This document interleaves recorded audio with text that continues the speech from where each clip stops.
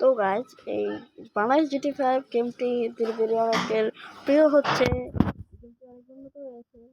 তো এই যে আমাদের শহীদ মিনার অনেক এটা কীভাবে ডাউনলোড করতে হবে তাই আজকে আমি দেখাবো। তো আমরা শুরুতেই চলে যাবো প্লে স্টোরে।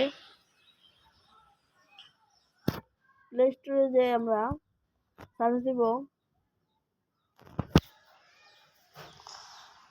দিব প্রজেক্ট